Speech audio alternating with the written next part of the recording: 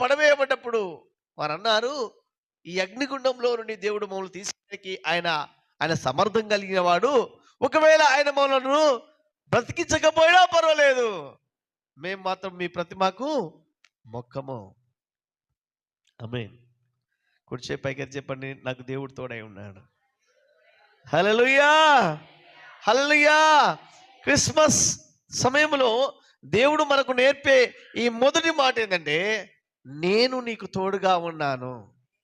ఆయన ఎప్పటి వరకు తోడుగా ఉంటాడు? సదాకాలం నేను మీకు తోడై ఉన్నాను. ఒక్కరోజు, 2 రోజులు, 3 రోజులకు కాదు. అందుకోసమే మత్తయి సువార్త 28వ అధ్యాయం చివరి వచనంలో ఏమంటున్నాడు? సదాకాలము, యుగ సమాప్తి వరకు నేను మీకు తోడుగా ఉన్నాను.